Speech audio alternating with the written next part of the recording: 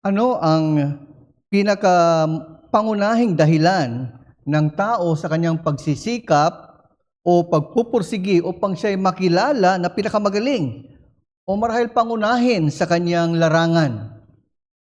At marahil ang sagot na alam nyo at alam ko ay walang iba kundi para makamtan niya ang kaluwalhatian.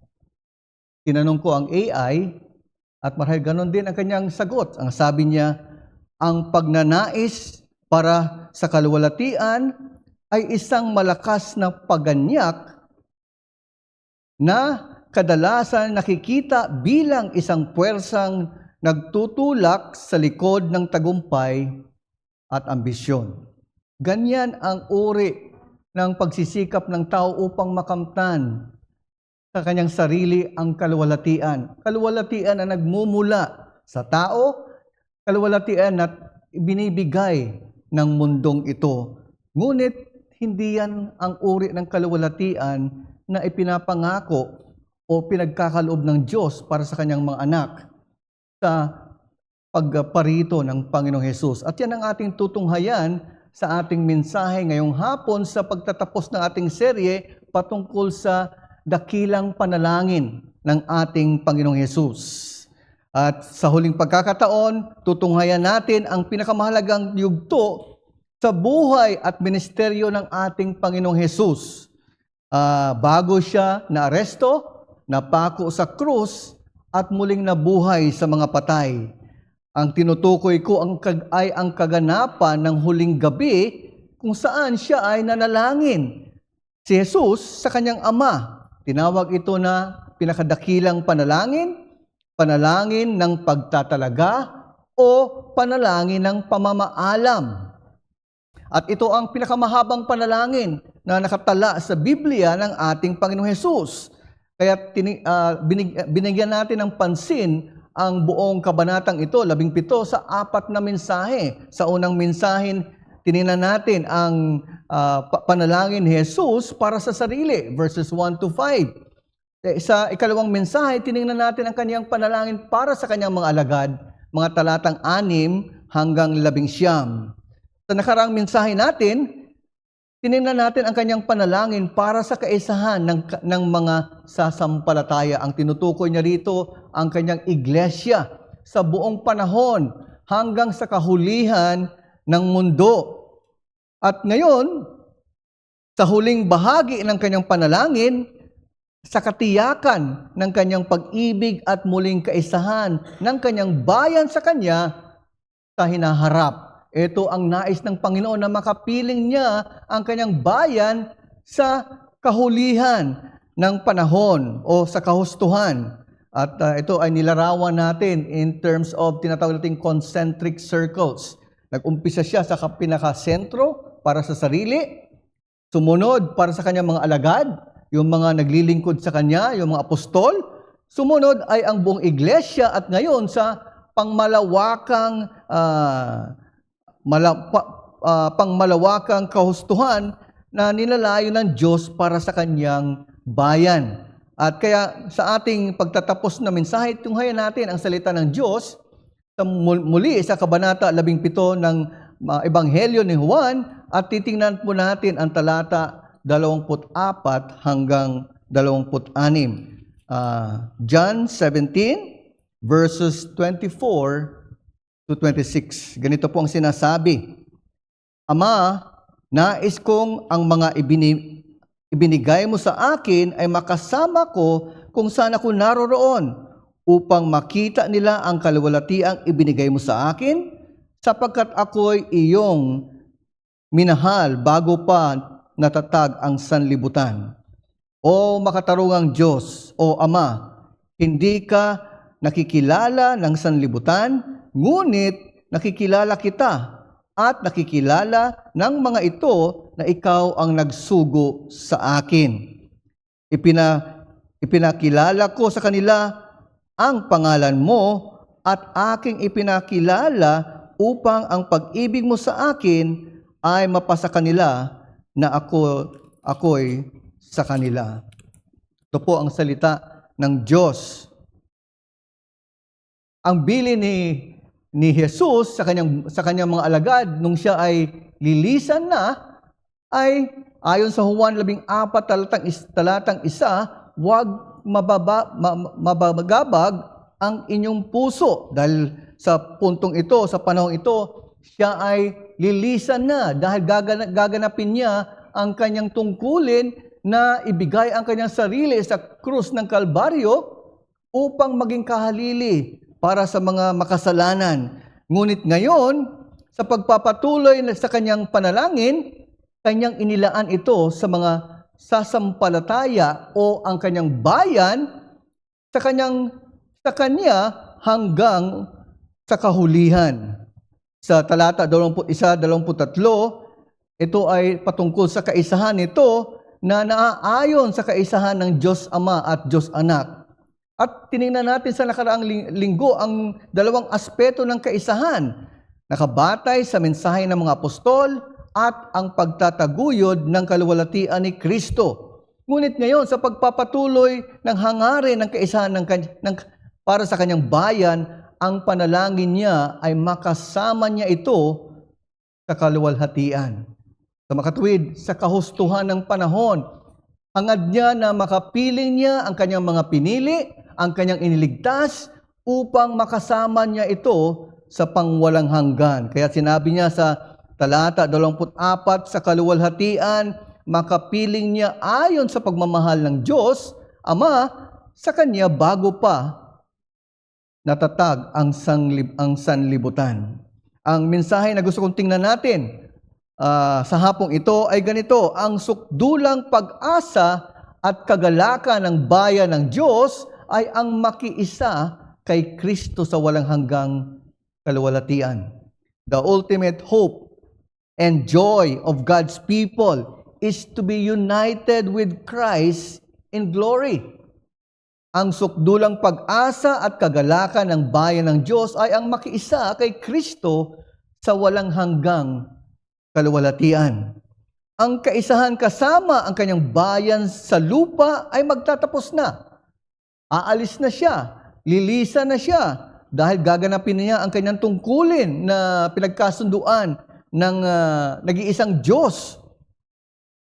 Kaya dahil magtatapos na ito sa kanyang gaganaping sakripisyo sa krus, kaya siya ay magbibigay daan ng paghahanda para sa kalubusan ng kaisang naghihintay sa piling niya para sa kanyang bayan.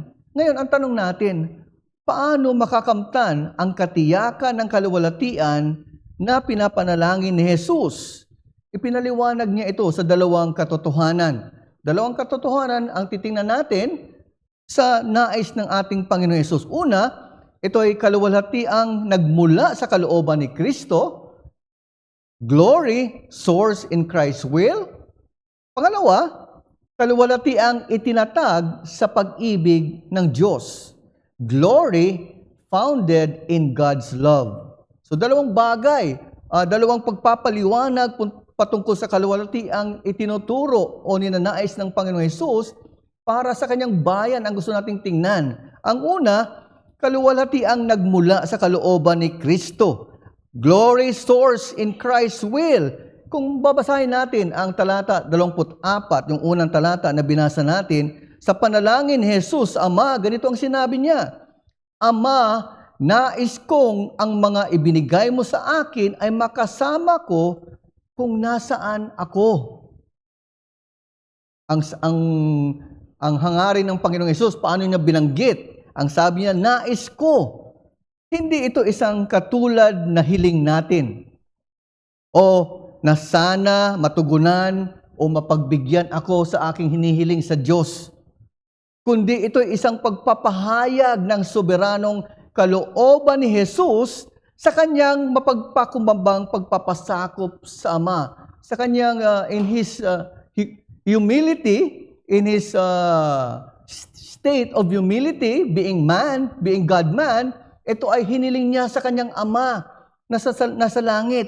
Ito ay naaayon sa kalooban ng pagka-Diyos na ipinagdarasal niya, kaya wastong pagtitiwala sa katiyakan ng tugon ng Ama ang kanyang maasahan. Ito ay nagpapaalala o nagtuturo sa atin na ang katiyakan ng mananampalataya ng pag-asa para sa kaluwalhatian ay dahil ito ay soberanong kalooban ni Jesus. The believer's assurance of hope for glory is nothing less than Jesus' sovereign will. Pinapahayag ng panalangin ni Jesus na bagamat hindi pa nagaganap ang kanyang kamatayan sa krus, nakakatiyak na siya na may kasiguraduhan sa katugunan ito bilang resulta ng pagkabuhay muli ni Jesus sa kamatayan. Kung maalala natin sa lumang tipan, ang punong pari ay nag-aalay para sa bayan ng Israel taon-taon. At nilalarawan ito ng pag-alay ng punong pari sa lumang tipan kung saan tumutukoy sa pag-alay na gagawin ng Panginoong Hesus sa puntong ito sa kanyang buhay sa lupa. Inaangkin ni Jesus ang kanyang karapatan sa presensya ng Ama dahil sa kanyang matatapos na gawain sa krus bilang katuparan sa plano ng pagka-Diyos mula pa sa naunang panahon, dahil ito isang tipanan na sinumpaan ng tatlong persona ng Diyos. Nagmula ito sa kanilang sumpaan bago pa ang kapanahunan ito. Kaya't ito ay inaangkin ni Jesus. Kaya isang pag-asa o ayon sa Hebreo 13:20, ngayon ang Diyos ng kapayapaan ay bumubuhay mula sa mga patay sa ating Panginoong Hesus, ang dakilang pastol ng mga pastol ng mga tupa sa pamamagitan ng dugo ng walang hanggang tipan. It is the blood of the eternal covenant. Ito ang katiyakan. Ito ang katiyakan sa pagtatag ng tipan ng tatlong persona ng Diyos. Kaya dito inaangkin ni Jesus ang kaganapan na ito dahil sa kanyang pagbibigay ng kanyang sarili, inaangkin niya sa Ama na mangyari o tugunan ng Aba ang kanyang panalangin ayon sa kanilang plano. Kaya ito ang lubos na kagalakan ng isang mananampalataya na makapiling si Jesus sa pangwalang o sa panghabang buhay. Sabi nga ni Samuel Rutherford, kung si Kristo ay wala sa langit, ang langit ay magiging impyerno para sa akin. Bakit naging langit ito? Dahil lamang sa presensya ng Diyos.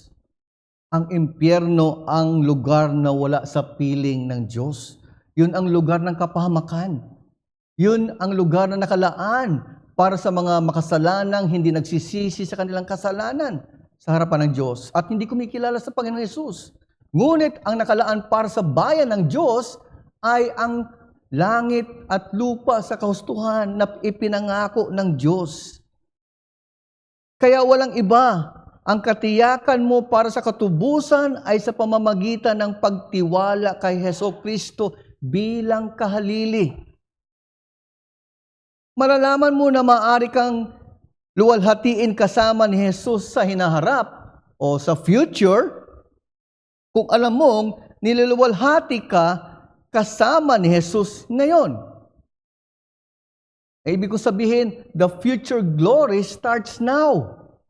Ang buhay na walang hanggan ay nag-uumpisa ngayon sa pamamagitan ng pagkakaroon ng personal na relasyon sa nag-iisang tagapamagitan.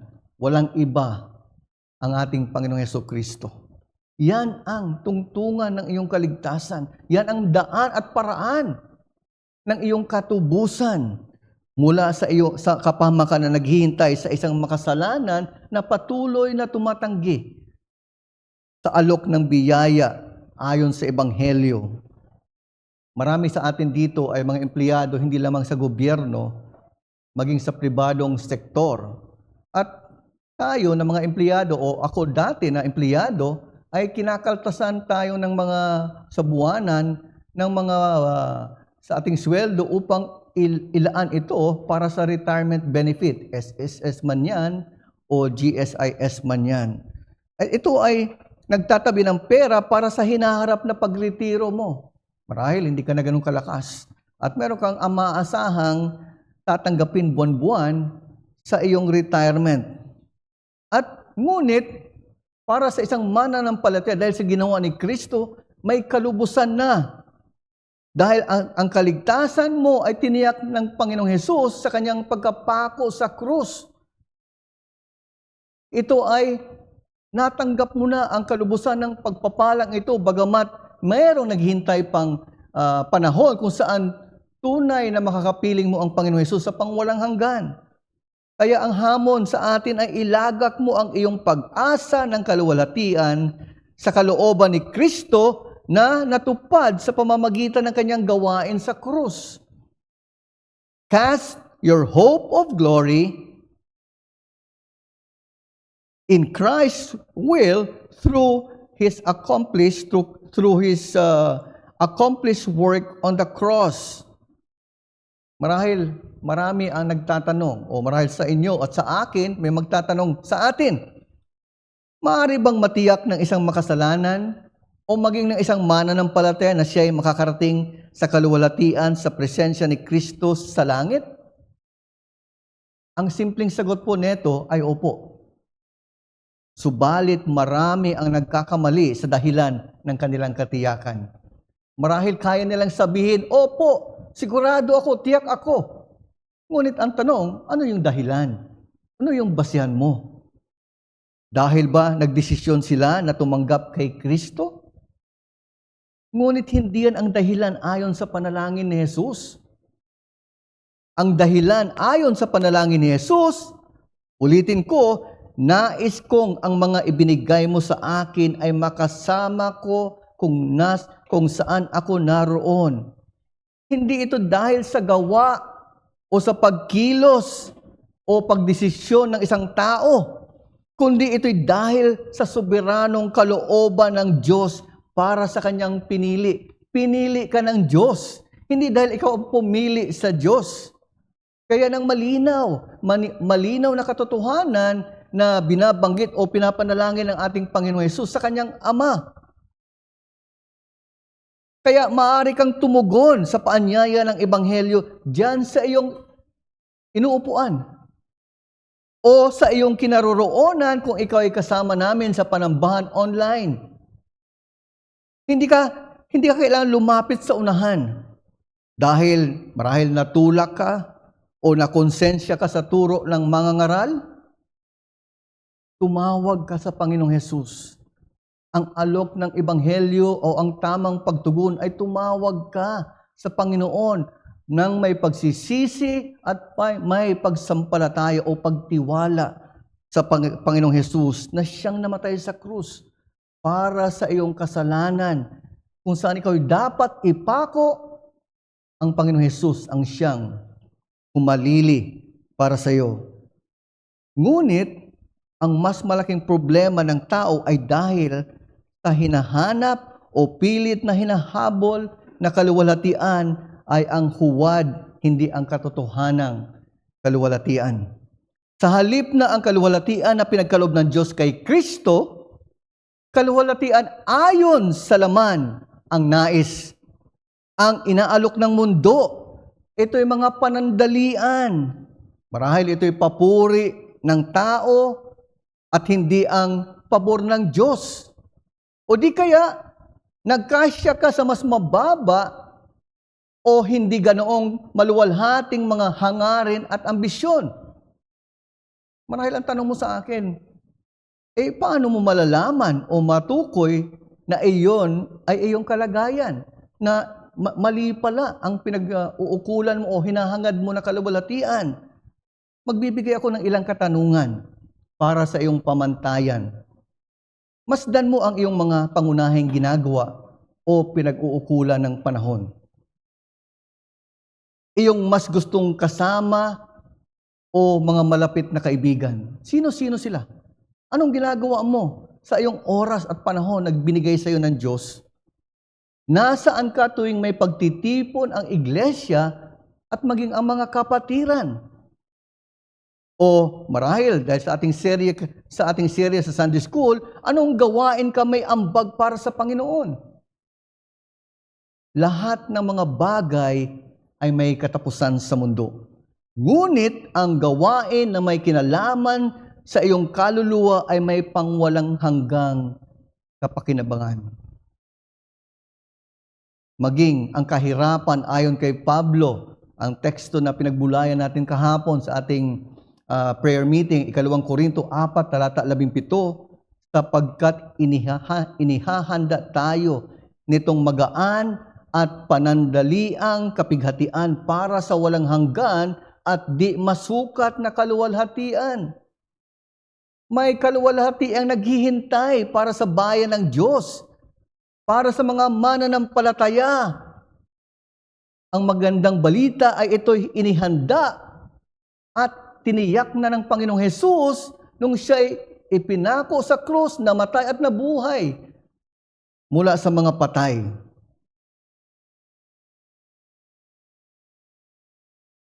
Masayang pagsasamahan ang naghihintay para sa bayan ng Diyos.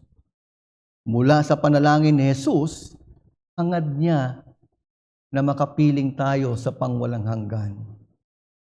Muli, gusto kong tingnan ang sinulat ni John Piper sa kanyang A Peculiar Glory. Yun ang title niya kanang libro kung saan binibigyan niya ng pagdepensa ang salita ng Diyos sa kanyang parte ng kanyang sinulat, The Heart of His Glory, Majesty and Meekness. Sabi niya, malapit sa puso kung ano ang nagpapaluwalhati sa kaluwalhatian ng Diyos ay ang paraan ng kanyang kadakilaan at kaamuhan, majesty and meekness. Kung ano ang kapansin-pansing na kamamanghang tungkol sa Diyos, ay nakamtan niya sa papuri ng kanyang kadakilaan, hindi sa pamamagitan ng pag-iipon ng trabaho ng mga alipin upang paglingkuran siya, ngunit sa pamamagitan ng pagiging isang alipin upang mapalaya ang mga alipin sa kasalanan. Ito yung ginanap ni Kristo. Nagpakababa, nagpakaalipin, upang sa kanyang kamatayan, tubusin ang makasalanan sa kanilang pagkaalipin sa kasalanan at kamatayan. Yan ang alok o yan ang kaluwalhatiang nauukol para sa kanyang bayan. Dahil sa kalooban ni Kristo na nakalaan para sa kanyang bayan. Ngunit pangalawa, ito ay kaluwalhatiang itinatag sa pag-ibig ng Diyos. Glory founded in God's love. Alam natin na sinabi niya roon na inibig ng Ama ang anak bago pa naitatag ang sanlibutan. Ngunit sa panahon ng kanyang pagparito sa lupa at sa kanyang pagganap ng kanyang misyon ng kamatayan sa krus, ibinahagi ni Kristo ang dahilan ng pag-ibig ng Ama sa kanya. Ito ay nasa Kabanata 10, talata 17. Ang sabi roon, dahil dito, minahal ako ng Ama sapagkat ibinibigay ko ang aking buhay. Ang pag-ibig ng Diyos sa kanya dahil ibinibigay niya ang kanyang buhay bilang kaparusahan para sa makasalanan. Ang ibig sabihin nito, ang kaluwalhatian ni Kristo ay ang pagpapakita ng pag-ibig ng Diyos dahil sa katuparan ng kaligtasan ng kanyang bayan. In other words, Christ's glory is the manifestation of God's love in accomplishing the salvation of His people. Hindi kaluwalhatian ng kanyang pagkatawang tao, kundi kaluwalhatian dahil sa kanyang pagiging tagapamagitan bilang Mesyas.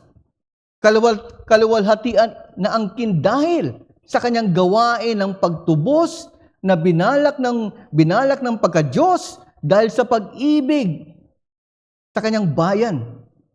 At ngayon, niluluwalhati bilang ulo ng mga taong tinubos magpakailanman. Ang ating kaligtasan, mga kapatid, ay itinatag mula sa pag-ibig ng Ama sa anak sa simula pa lamang. Tinawag tayo ng mga inibig ng Diyos na hindi kaibig-ibig. Pinapakita ng panalangin ni Jesus ang kanyang nais na makasama ang kanyang bayan dahil ito yung mga inibig niya. Ganon ang pag-ibig ng Diyos para sa kanyang bayan, sa kanyang pinili. Si James Boyce ay hindi lamang isang theologian, hindi lamang isang pastor, kundi siya rin ay lumikha ng mga awitin, mga himno. At isa sa kanyang nilikha na himno, ang pamagat nito ay Hallelujah. Mula sa mga katotohanan na binabanggit ni Pablo sa Roma, Kabanata 8, sa kahulihang bahagi nito. Ang sinabi niya, isang talata, victors were ordained to be by the God who set us free. What can therefore conquer me? Ang sagot niya, nothing. Hallelujah. Ito ang kanyang patotoo. Hindi ito isang patotoo na may kumpiyansa sa sarili, kundi ito isang patotoo dahil sa kanyang kumpiyansa sa kanyang tagapamagitan, dahil sa Panginoong Hesus na tumubos sa kanya. Ngunit ayon sa iba, ang hadlang sa pagpapahayag ng pag-ibig o pagmamahal ng Diyos ay katotohanan. Ang sabi nila, dahil ang kaalaman sa doktrina ng Biblia ay gumagawa ng isang taong hindi mapagmahal o ginagawa ang isang tao na hindi marunong magmahal sa kapwa dahil sa iyong doktrina, dahil sa iyong pinanghahawakang katotohanan. Subalit hindi totoo ayon sa panalangin ni Jesus. Sinabi niya sa talata 26, ipinakilala ko sa kanila ang pangalan mo at aking ipapakilala upang ang pag-ibig mo sa akin ay mapasa kanila. Ngunit sinasabi ni Jesus, dito na ang pagkakilala sa Diyos ay ang pinagmulan ng Kristiyanong pag-ibig. Knowing God is the beginning or is the start of you loving, or is the foundation of your love. Tinawag niya ang Diyos na makatarungang Diyos sa talata 25. Ito ang kanyang pagbanggit. Ngayon lang, minsang ibinanggit ang ganitong pagtawag o kataga sa kanyang Ama. Ang kaunawaan ng pag-ibig ng Diyos ay sa pamamagitan ng kaunawaan ng katarungan ng Diyos. Diyos ng pag-ibig ay isang makatarungang Diyos. Ang matuwid na Diyos ay humahatol. Humahatol sa kasalanan upang maigawad niya ang kanyang kapatawaran mula sa kanyang pag-ibig. Kaya't sinugo niya ang kanyang kaisa-isang anak upang maging kahalili para sa iyo na makasalanan at para sa akin. Di ba't yan ang sabi sa Roma 5, talatang 8? Subalit pinatunayan ng Diyos ang pag-ibig sa atin na noong tayo'y mga makasalanan pa, si Kristo ay namatay para sa atin. Napakagandang mga talata, katotohanan na dapat nating angkinin, dapat nating alamin sa ating mga puso.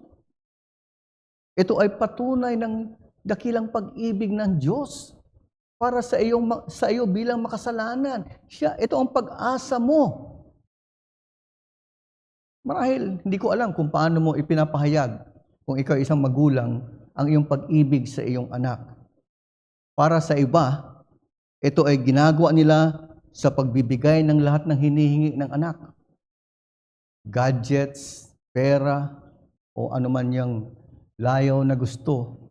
Dahil para sa kanila, yan ang paraan nila para ipahatid o ipabatid ang kanilang pag-ibig sa anak. Kaya ang tawag nito sa Tagalog ay laki sa layaw. In other words, spoiled child. Yun yung ibig sabihin nun. Ganun pala yung ibig sabihin. Ngunit, paano ipinagkaloob o pinapahiwatig ng ating Ama na sa langit ang kanyang pag-ibig? Isinugo niya ang kanyang bugtong na anak Yun ang ating binasa sa Roma 5, talatang 8. Ang pag-ibig niya ay pagbibigay ng kanyang kaisa-isang anak para sa katubusan mo at katubusan ko. Kaya ang hamon ko sa atin, hayaang markahan ng pag-ibig ng Diyos ayon sa pagbibigay ng kanyang sarili ang iyong saksi bilang miyembro ng mga tinubos ng Diyos. Let the love of God in giving Himself mark your witness as a member of God's redeemed people. Diba yan ang sinabi ni Juan na bagong utos ayon sa Diyos? At yan din ang sinabi ni Juan na pagkakakilanlan ng mga alagad ng Diyos ayon sa Juan 13, talata 34 at 35.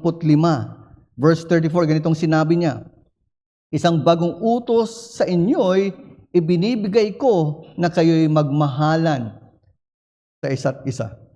Sumunod sa talatang 35, sinabi niya, sa pamamagitan nito ay makikilala ng lahat ng mga tao na kayo'y aking mga alagad. Paano? Kung kayo'y may pag-ibig sa isa't isa. Yan ang patutuo ng mga alagad ng Diyos sa mundo. Paano ipinapakita ang pag-ibig? Ang paraan ay ang makapangyarihang ipinahayag na panghuhugas ni Jesus sa mga paa ng kanyang alagad. Iyan ang unang ginawa niya nung tinipon niya ang kanyang mga alagad sa Juan 13, the washing of disciples' feet. Paglilingkod sa kapwa, sa kapatiran, dahil ito'y paglilingkod sa Diyos.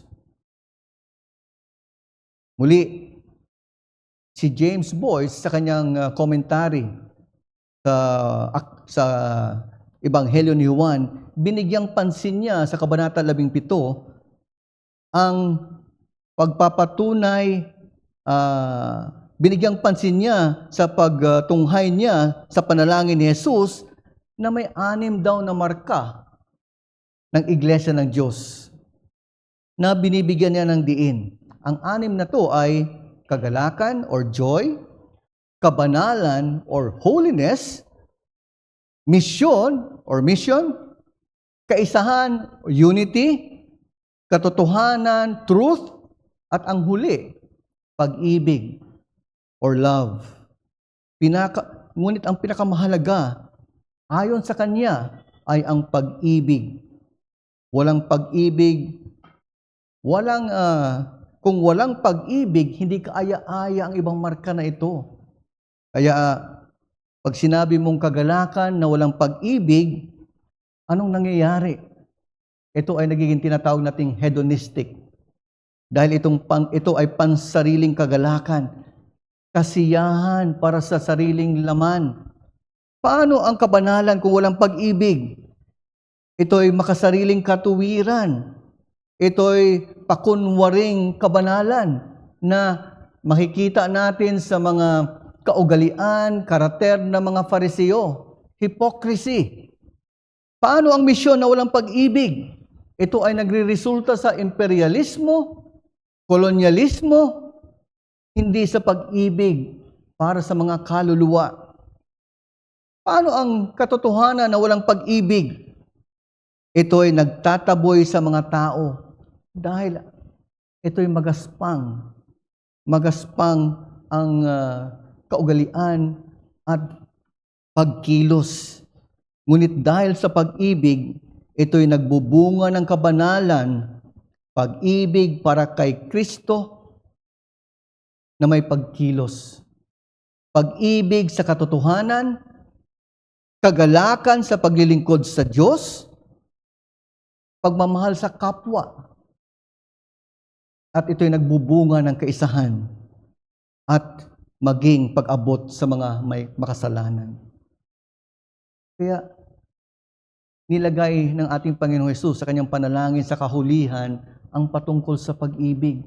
Dahil ito ang pinakamahalaga na marka ng Iglesia ng Diyos na hangad niyang makasama sa kaluwalhatian. dahil ito ang disenyo at plano ng Diyos para sa kanyang bayan. Kaya muli ang tanong natin, ano ang pinakapangyarihan?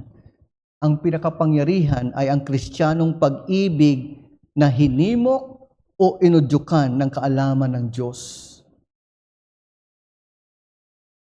Yan ang pinakamakapangyarihan. Christian love motivated by knowledge of God. Kaya mahalaga ang kaalaman natin sa ating Diyos. Si Francis Schaeffer, isang theologian, writer, philosopher, ay may paalala sa atin, sa ating mga gawain, at paano natin tingnan ito ayon sa prioridad. Ang sabi niya, ang ebanghelismo ay isang panawagan, ngunit hindi ito ang unang panawagan. Ang unang panawagan ng isang Kristiyano ay bumalik sa utos na ibigin ang Diyos at ang kanyang tao o bayan o ang kanyang kapwa. Yan ang paalala sa atin. Kung nais natin maging mabuting patotoo para sa kaluwalhatian ng Diyos, ito ang ating tungkulin. Ngunit ito ay magagawa natin dahil mapagbiyaya ang Diyos.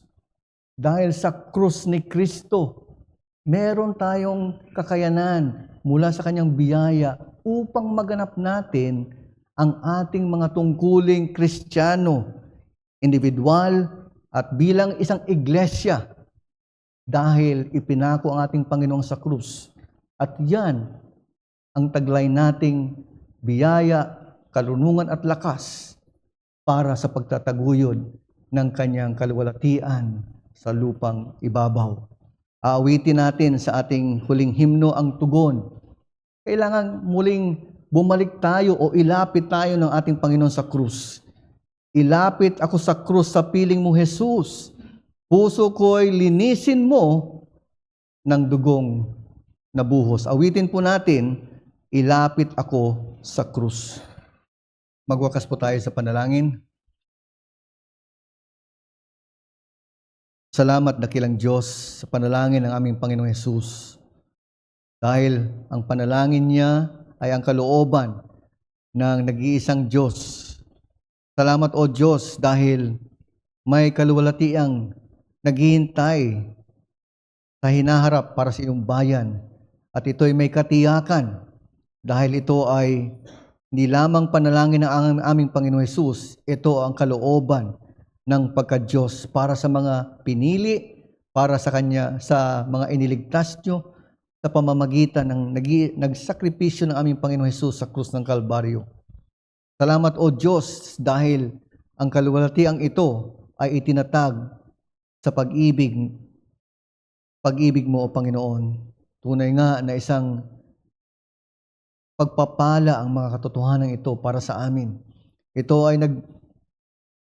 nagbibigay sa amin ng hindi lamang katiyakan, kapanatagan, ngunit kapanatagan sa aming mga puso't isipan, sa aming mga pinagdaraanan sa araw-araw hanggang muli kaming haharap sa piling niyo, O Diyos.